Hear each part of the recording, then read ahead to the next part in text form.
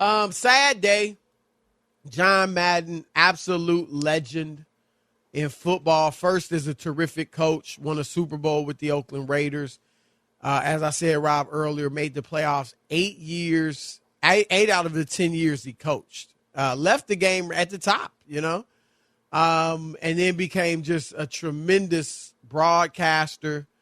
And then went on and, Madden, the game, the video game is just legendary. And, so it's a sad day. And it's interesting, Rob, that it just happened. I mean, everybody's been, Fox has been promoting the documentary about Madden that was aired on Christmas Day. And I can't wait to watch that. I'll watch it this week. But it's interesting that, a couple of days after they air that, he dies. And it was unexpected. It wasn't like they did it. No. Now, granted, he's 85 years old or was. So, at that age, anything can happen. But it wasn't like they, made this documentary knowing, okay, he's on his last legs and let's get this tribute out to him so he can see it. You know what I mean? Before he passes. So it's just sad and unfortunate, but his life should be celebrated, Rob, because he did a whole bunch of things for a game of football. No doubt about it. It's just there's no way around it. There's just no way around it. A 759 winning percentage as a coach. Crazy. He didn't just win. He won. And where did Rob? That ranks. That's what, 1 or 2. That's in the top. Rob G, right? Get that. Yeah. Get 759 career. It's not like he coached 3 years. He coached 10 years. Right. So it's incredible, Chris. And then when you look at his impact, as broadcasting and working for all 4 networks and on the big broadcast with all the top play-by-play guy.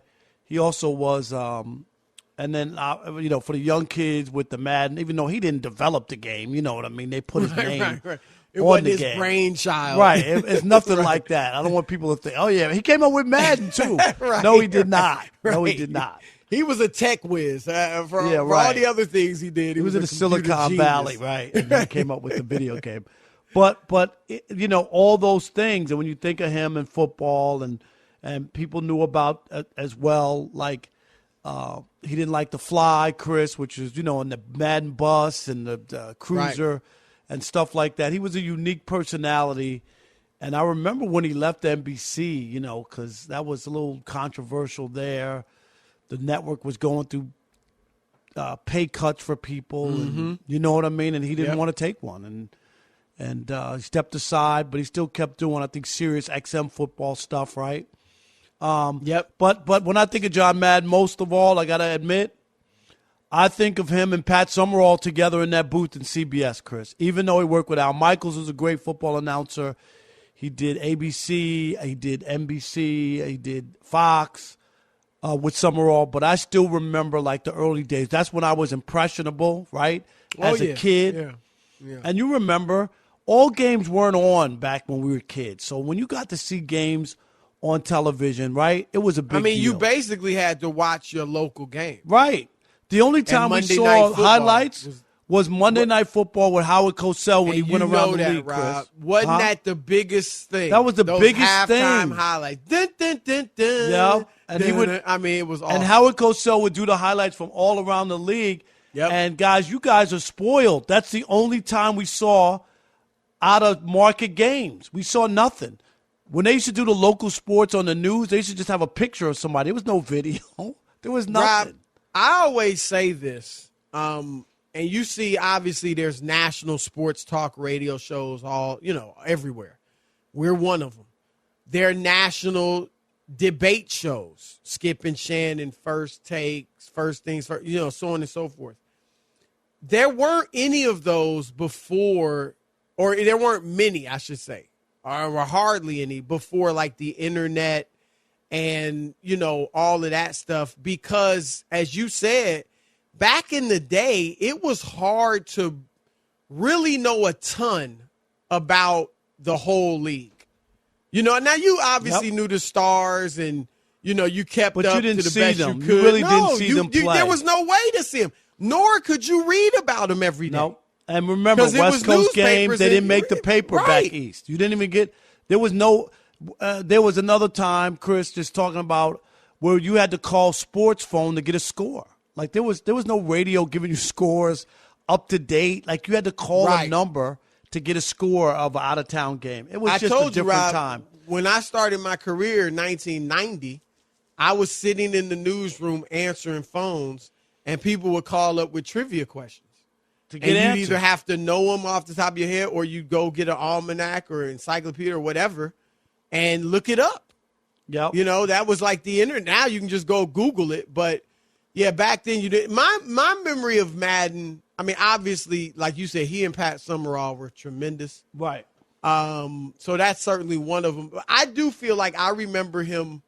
I guess if I had to say my greatest memories of him were him as a coach, because I was like a huge Pittsburgh Steelers fan as a kid. I mean, I just like everything. I had Steelers sleeping bags, coats, hats, gloves, like everything I had was Pittsburgh Steelers. And Oakland, Dallas in the NFC, but Oakland was they were always there. You know, they were a tough team to beat, and they were like the scariest. Cincinnati was good back then too, but Oakland was like the scariest team for me as a Steelers fan that the Steelers had to get through, you know, to make the playoffs, you know, and so or to win the playoffs and get to the Super Bowl.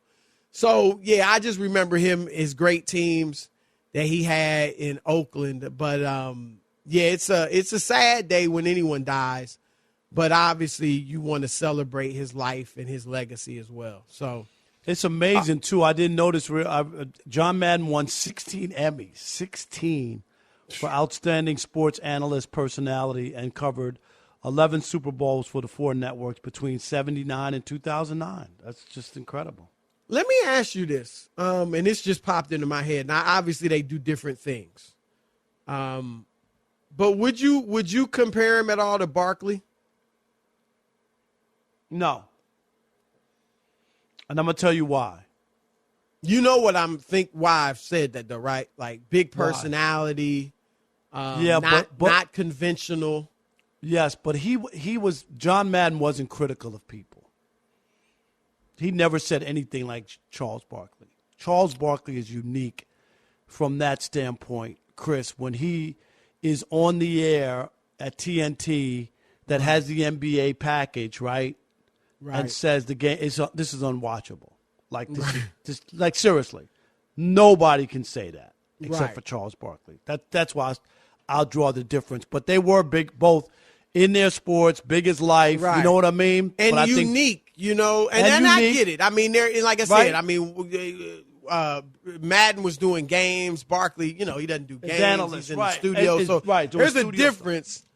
But I just think would you say that Barkley's the most biting guy that we've ever had? I don't know, going back to Howard Cosell. There weren't the guys most like biting guy? Biting, you know, like comment. Like well, now, I mean, where do you got Skip, you got Stephen A, you got, you know, I mean, they've kind of followed in the Barkley.